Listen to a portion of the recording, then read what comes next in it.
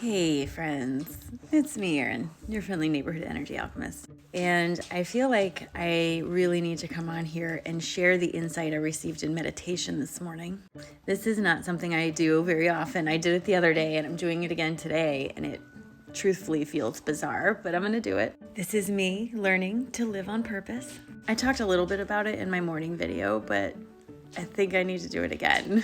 Okay, so today is January 20th, and I don't know a lot about astrology. I know almost nothing about astrology, but I have been seeing that today is a big deal because Pluto is moving into Aquarius and the sun goes conjunct. I don't necessarily know what all those words mean, but it's my understanding that the age of Aquarius is a time for revolution and rising and the collective taking control over, the rich minority government, blah, blah, blah. I also know it only happens once every one, maybe two lifetimes, because the last time it happened was 228 or 7 or 2 years ago, 220 some odd years ago. And I know a lot happened the last time that it was effective. For example, the French Revolution and the French monarchy lost its power. The American Revolution was going on. The Industrial Revolution was happening. It was during this time that the planet Uranus was discovered, and the first time that Americans were actually able, or not Americans, but humans were actually able to get away from gravity in a hot air balloon. Do you see a pattern here? In my meditation this morning, what I was shown and was very clearly shown was that we are walking back into this time right now. There's a lot of upheaval in the world, a lot of tension in the world, a lot of bad juju going on. But I was given the image of the tower and reminded that in order for something new to begin, something old must fall.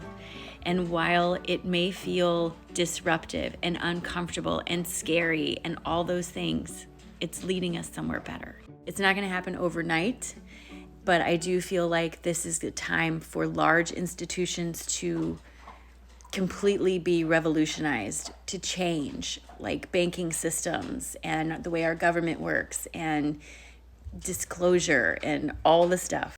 Right now, today is when I was shown this is starting in earnest. Everything up to this has been building.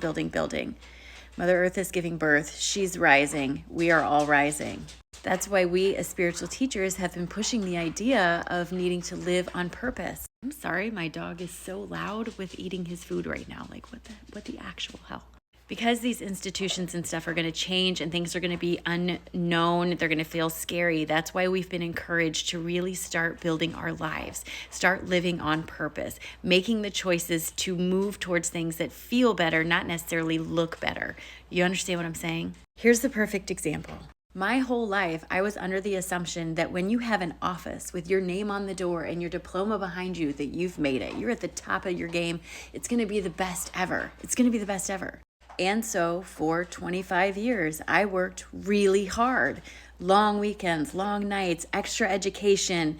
I did so much to get to that point, and then I got there. And I had an office with my name on the door and a job that I actually really, really liked.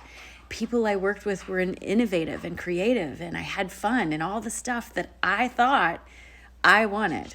But having those things did not change how I felt. It just changed the world around me. I still felt the same. I still felt like I was missing something. Making the decision to leave that job and step fully into working for myself was probably the scariest decision I've ever made. And I'm married, and I have children, and I moved across the country, not knowing a single person. This was way scarier. But this is me choosing to live on purpose, choosing to shape my reality to fit me instead of shaping me to fit the reality around me. You see what I'm saying?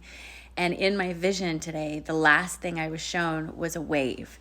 And it was this big, beautiful wave, and it was right at the crescendo. And I was shown like a surfboard kind of looking thing. It was a vision. I don't know if it was a surfboard, but you get the idea. It was right at the top of the crescendo, and it was riding the wave down, and the wave crashed. And I was shown the insight. You have the choice. You can ride the wave as it goes, like you're on a surfboard. Just cruise along with it, roll with it as it goes. Or you can fight it and get pulled under and get sucked into the turmoil and chaos that's coming forward with it.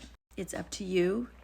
And I'm not making predictions because the future is open. It's based on free will and there's no way to make predictions. But I can also tell you that momentum is very strong in a particular direction. And once momentum gets going, it can be very hard to switch that around.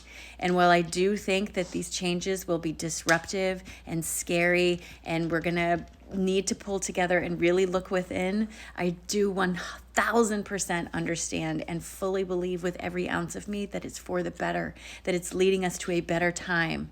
But in the interim, it's going to be a little nervous. So you have the choice. You can do the work, the meditation, the inner work to really get in touch with yourself so you know what's true for you, or you can get dragged under by everything that's being thrown at you like this big giant wave. But either way, today is the day it starts. Right now, today. But it's going to be okay, I promise. He is so noisy.